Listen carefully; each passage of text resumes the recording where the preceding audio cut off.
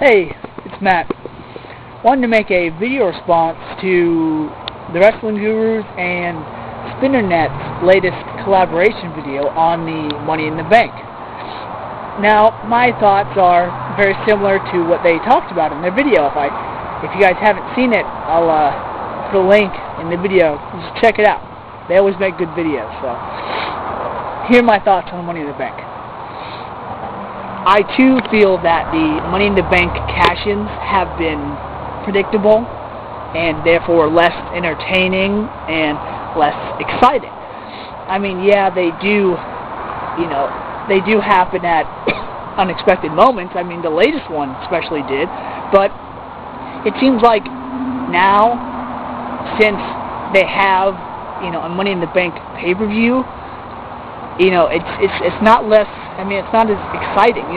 The one time they had at WrestleMania was good, but now that they have their own pay-per-view dedicated to it, I mean, it's just like, bragging rights and Hell in a Cell. They have Survivor Series as a pay-per-view, and now they have Hell in a Cell matches, on a pay-per-view that's for that specific gimmick. It's just not as impressive.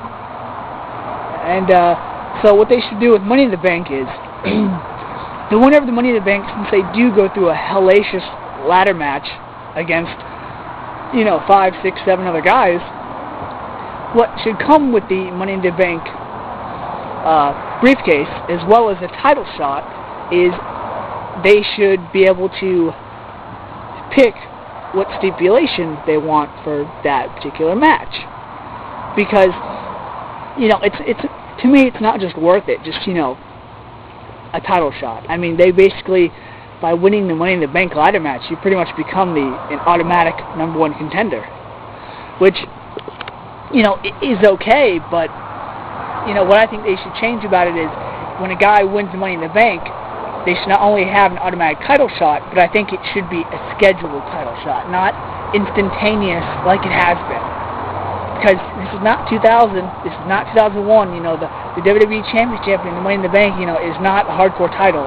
There's no 24/7 rule. I also think that if somebody tries to cash in their Money in the Bank, like Jack Swagger and The Miz, and they don't succeed, you're SOL. And you should not get a title rematch. Because that kind of diminishes the whole purpose of getting a title shot whenever you want. So, like SpinnerNet and like Mitch were talking about, is I think that the Money in the Bank winner should again be able to pick the stipulation. I think the Money in the Bank winner should say, look, I want to have this type of match at this certain time, and I want the champion to have this kind of handicap or this kind of thing going against them, because I think it would make it really interesting. Also, sticking on subject about title shots, #1 contenders, is it just me, or does anybody else want not only the King of the Ring back, but they should do away with the Money in the Bank pay-per-view? Yeah, it's exciting, just like it is at WrestleMania, but to have that match 3 times a year, I mean, are they going to start having that gimmick on Raw or SmackDown?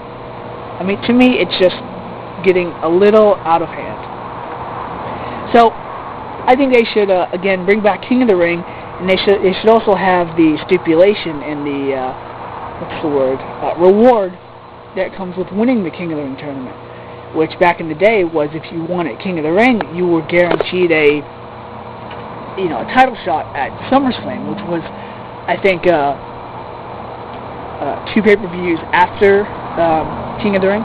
So I think they should do that. I think the Royal Rumble shouldn't be the only pay-per-view where if you win, the main match on the card, you're guaranteed a title shot. I mean, because Royal Rumble and winning the Money in the Bank at WrestleMania, I mean, now that they have, again, their own Money in the Bank pay-per-view, it's just not as exciting.